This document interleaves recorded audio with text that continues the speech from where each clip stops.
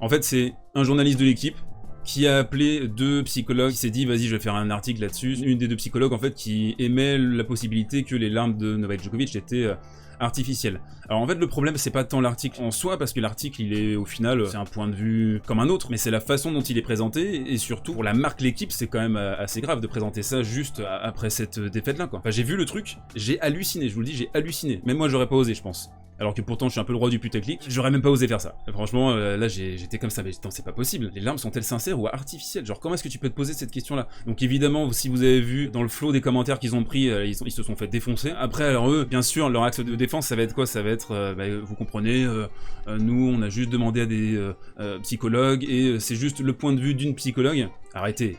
Arrêtez, vous auriez jamais fait ça avec Nadal, vous auriez jamais fait ça avec Federer. C'est juste parce que c'est Novak Djokovic, et qu'il faut encore le salir d'une manière ou d'une autre, et je trouve que c'est indigne de l'équipe. Les mecs viennent salir le plus beau moment du match, et c'est surtout que maintenant, par exemple là j'ai revu des images du match, j'ai revu un petit peu lundi quelques extraits, et je l'ai vu pleurer, et maintenant ça c'est ancré dans mon esprit. Je pars du principe qu'elles sont pas du tout artificielles ces larmes bien sûr, mais ça c'est le genre de truc en fait qui va rentrer dans les cerveaux de certaines personnes, dans les cerveaux entre guillemets malades, et puis ça va conforter les haters, et c'est ça le plus dangereux. Ça va conforter les haters, ça donne de la nourriture aux haters. C'est-à-dire que dans 6 mois, si on reparle de Novak Djokovic, t'en as certains qui diront ouais mais les larmes de crocodile là à l'US Open, rappelle-toi. Et ça va être une narration de la part de certaines personnes qui demandent que ça en fait, de la nourriture à la haine.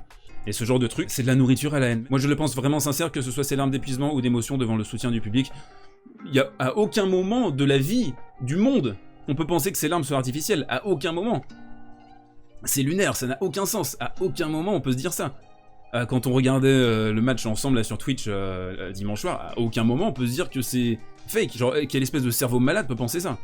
Enfin bref, masterclass de l'équipe hein, comme assez souvent, et puis vous sentez un article, 2 articles, 3 articles, 4 articles, on sent qu'il y a une légère défiance vis-à-vis de Novak Djokovic, et c'est pas du tout subjectif de ma part de dire ça, là c'est de plus en plus avéré, hein, clairement. Djokovic était sincère, c'est tout de même normal de craquer à un moment donné avec toute cette pression qui s'était accumulée sur lui. Ouais je pense que c'est la lecture d'à peu près tout le monde, sauf de certaines personnes mal intentionnées manifestement, voilà.